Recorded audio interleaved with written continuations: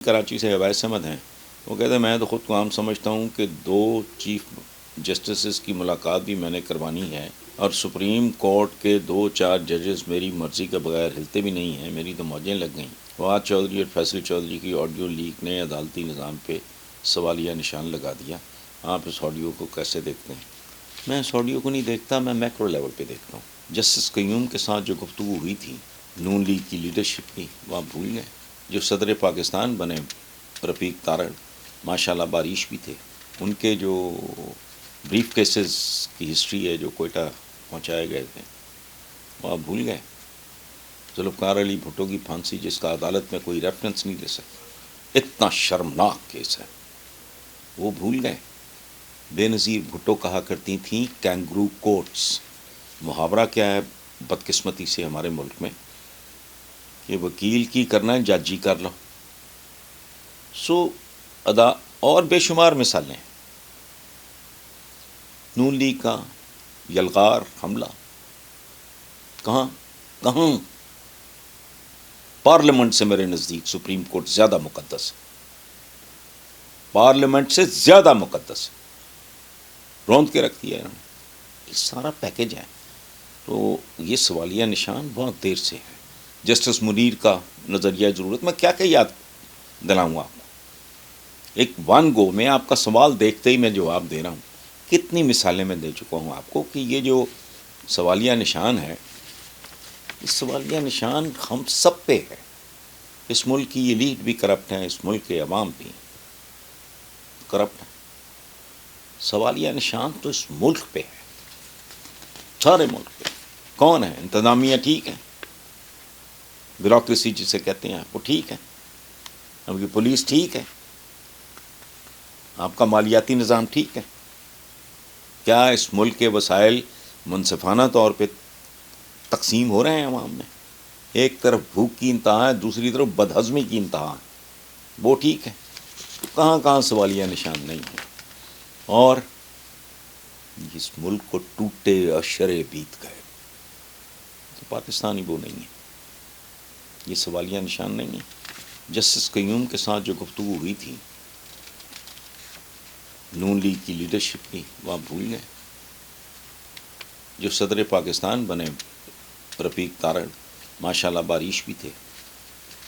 ان کے جو brief cases کی ہسٹری ہے جو کوئٹہ پہنچائے گئے تھے، وہ آپ بھول گئے. ذوالفقار علی بھٹو کی پھانسی جس کا عدالت میں کوئی ریفرنس نہیں دے سکتا، اتنا شرمناک کیس ہے، وہ بھول گئے. بے نظیر بھٹو کہا کرتی تھیں کینگرو کورٹس.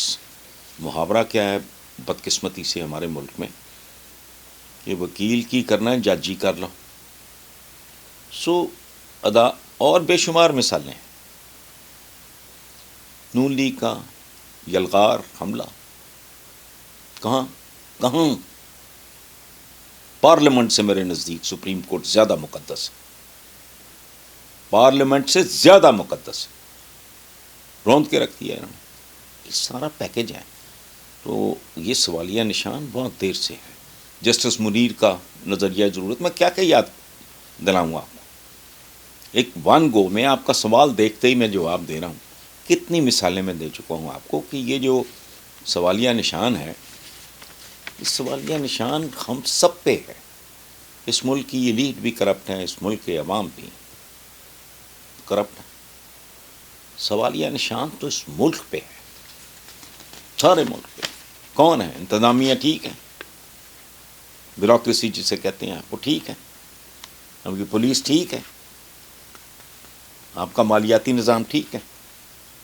کیا اس ملک کے وسائل منصفانہ طور پہ تقسیم ہو رہے ہیں عوام میں؟ ایک طرف بھوک کی انتہا ہے، دوسری طرف بدہضمی کی انتہا ہے، وہ ٹھیک ہے. کہاں سوالیہ نشان نہیں ہے. اور اس ملک کو ٹوٹے اشرے بیت گئے تو پاکستانی وہ نہیں ہے. یہ سوالیہ نشان نہیں ہے. عوام میں عمران مقبول ہیں، اسٹیبلشمنٹ کو قبول نہیں. بھٹوز ناقابل قبول تھے، 2 دفعہ بے نظیر پرائم منسٹر رہیں. السلام علیکم ویورز. آج کا پہلا سوال لاہور سے ہیں یاسر صاحب. وہ کہتے ہیں ایک 2 روز پہلے نجی ٹی وی کے شو میں کسی کالم نگار نے دعویٰ کیا کہ اسٹیبلشمنٹ میں عمران مقبول تو ہیں لیکن قبول نہیں.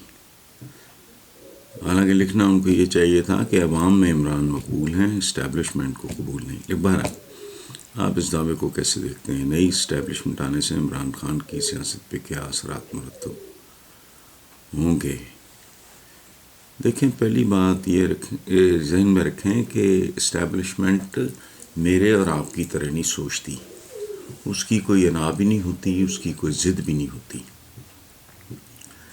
وقت کے ساتھ ساتھ ان کا سٹانس تبدیل ہوتا ہے، چونکہ وہ اسٹیبلشمنٹ کہتے ہیں ایک اجتماعی اور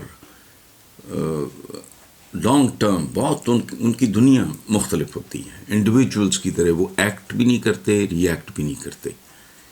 یہ ناقابل قبول تھا بالکل. نواز شریف اڑا اگر ہمارا جدے، پھر دیکھیں کیا ہوا. اچھا، ذوالفقار علی بھٹو آپ دیکھ لیں، بھٹوز ناقابل قبول تھے، پھر کیا ہوا؟ 2 دفعہ بے نظیر پرائم منسٹر رہیں، ان کے شوہر پاکستان کے صدر رہے اور ٹرم پوری کی، اور اس کے بعد ان کا جو نواسہ ہے آج پاکستان کا انتہائی متحرک وزیر خارجہ ہے. اور اس امکان کو تو بالکل ہی آپ رد نہیں کر سکتے کہ کل وہ پرائم منسٹر ہو. تو یہ اسٹیبلشمنٹ کا اس طرح کا کوئی غم مجوں کی لڑائی نہیں ہوتی، یہ کوئی للو پنجو نہیں جس طرح ہمارے سیاستدان نے دشمنیاں بنا کے. بلکہ سچ پوچھیں تو وہاں بھی کیا کچھ نہیں کیا نواز شریف نے اور اس کے حواریوں نے بے نظیر بھٹو کے بارے میں. خود آصف زرداری زبان تک تو کاٹی انہوں نے. جیلیں چھوٹے چھوٹے بچوں کے لے کے یہ آج چیختے پھرتے ہیں کہ جی باپ کے سامنے بیٹی کو اور یہ اور وہ. تو وہ چھوٹے چھوٹے بچوں کے ساتھ کورٹس میں دھکے کھایا کرتی تھی بے نظیر بھٹو. آج ایک دوسرے کے بغیر ان کا گزارا نہیں ہے. سو یہ نہیں، یہ پاور پلے اور طرح کی چیز ہے. آج کا دوست کل کا دشمن ہو سکتا ہے، آج کا دشمن کل کا دوست ہو سکتا ہے. سو اس لیے ان ٹرمز میں یہ لانگ ٹرم نہیں، یہ فیزز ہوتی ہیں، آتی جاتی رہتی ہیں. نہیں، سابق صدر جنرل ریٹائرڈ پرویز مشرف انتقال کر گئے. ایک طرف پاکستان کے لیے سوگوار دن، تو دوسری طرف ان کے ناقدین ان کے خلاف گھٹیا قسم کے ٹرینڈ چلانے کی کوشش کر رہے ہیں. آپ جنرل پرویز مشرف کے انتقال کو پاکستان کے لیے کتنا بڑا دھچکا سمجھتے ہیں؟